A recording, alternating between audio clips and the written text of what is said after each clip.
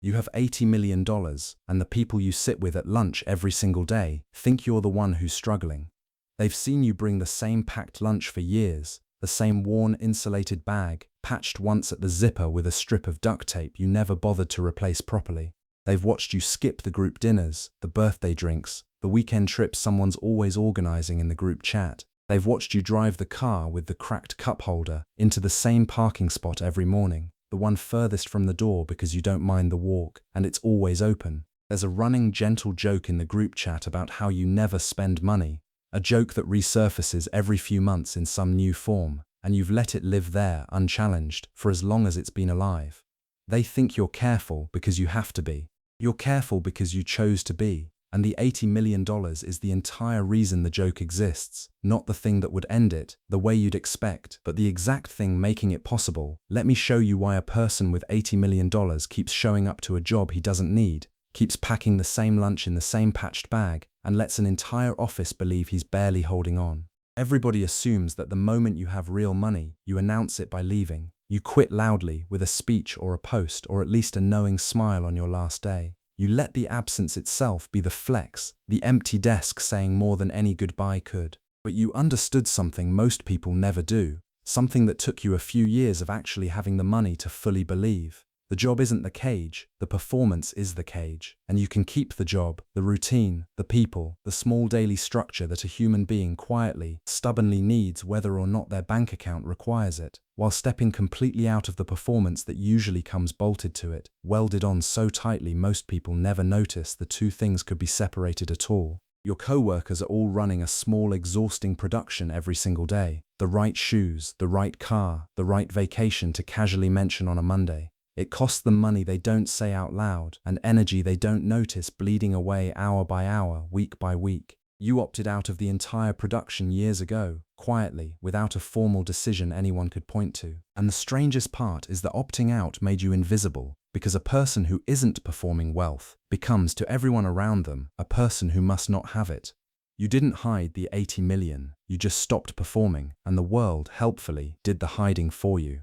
It didn't come from the job. The job was never the point of the job, not for a long time now, though almost nobody at that job would guess it.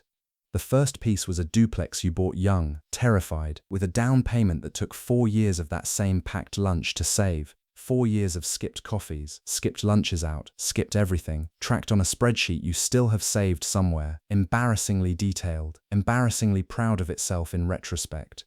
You rented out one half and lived in the other and listened to a stranger's footsteps above your head for 3 years, learning the specific creak of floor number 4, the sound of someone else's Tuesday nights through drywall that was thinner than advertised. Then a second duplex, bought with slightly less terror this time. Then a small 4-unit building across town, bought from a tired landlord named Ruth who wanted out of the 2 a.m. phone calls. A pipe, always at 2 a.m. and sold it to you a little cheap because you were the only buyer who asked her about the tenants by name instead of asking about the cap rate first.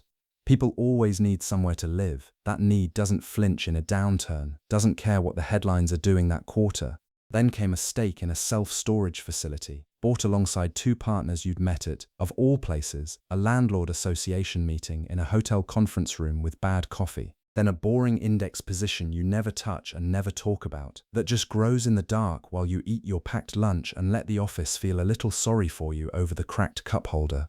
None of it was fast. All of it was quiet, built in the margins of a life that looked, from every angle anyone at work could see, exactly like theirs. $80 million, assembled over 2 decades, one unglamorous brick at a time, by a man everyone at work assumes can't afford the good coffee in the break room and drinks the free stuff out of habit rather than necessity. The house is modest and close to work, a 15-minute drive, easy, unremarkable, the kind of commute nobody ever asks about, paid off years early in a transaction the mortgage company's representative found unusual enough to call twice about, a fact you find quietly funny every time you remember it. The neighbors and the co-workers share the same wrong idea about you, and you maintain it in both directions with the same small daily choices: the lunch, the car, the silence, the modest house that photographs, if anyone ever photographed it, exactly like every other house on the block. There's a spreadsheet you look at maybe once a month, on your own phone, in your own kitchen, late at night usually, after everyone else has gone to bed, and the number at the bottom of it would stop every single lunchtime joke instantly and forever, would change the temperature of every conversation you've ever had in that break room.